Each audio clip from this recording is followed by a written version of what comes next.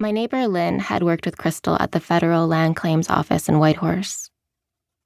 In the days following the murder, a colleague discovered some personal writing on Krystal's work computer. Lynn didn't know why, but the colleague printed the pages and gave them to her. That summer of 2015, while cleaning her home office, Lynn had unearthed them again. "I am handing them to you in case you find them at all useful in your writing," she wrote in her note to me. "I know this is quite presumptuous, but your name kept popping into my head." There were only 2 pages, stapled together in the left-hand corner.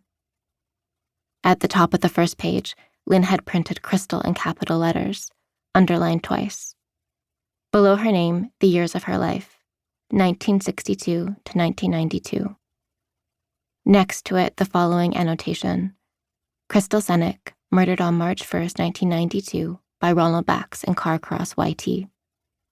Today, the pages are 30 years old, faintly yellowed, the text typed in 12-point Courier.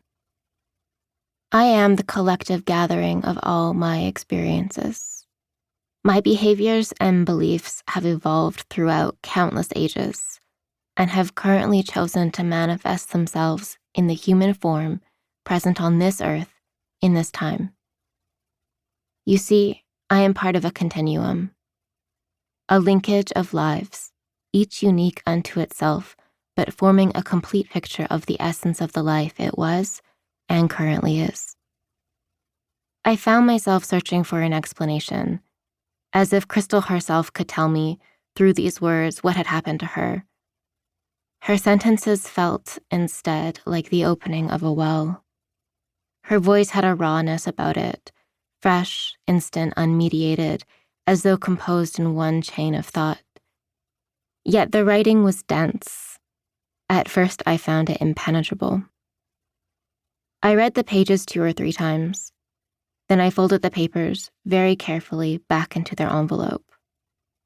I sensed that I couldn't shift my attention to Krystal's story until I could devote my whole, unbroken focus. Over the next 3 years, I would reread the contents of the envelope, removing the pages with equal care, less to avoid crumpling and more because I perceived in them something very dear. A call, a seed, an urgency. So dear, it immobilized me. In that time, I Googled.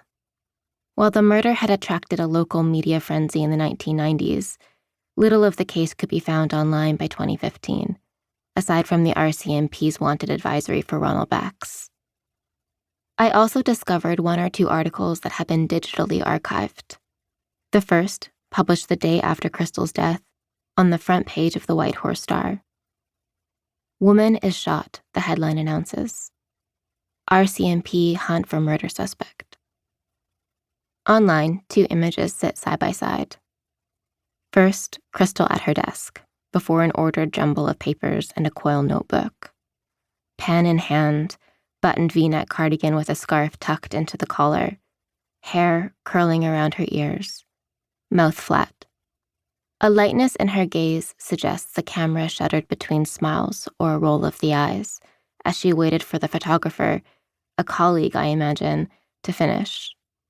Behind Krystal, 3 photos hang on the wall, maybe images she snapped herself.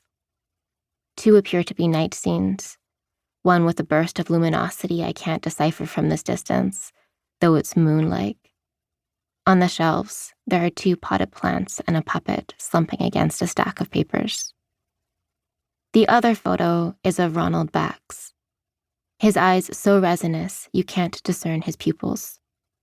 His chin is clean-shaven, but he has a blonde mustache, thicker than the hair on his head, which appears thin or thinning.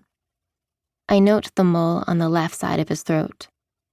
The Whitehorse Star describes Bax as 5 feet 9 inches, though the RCMP list him as 5'7".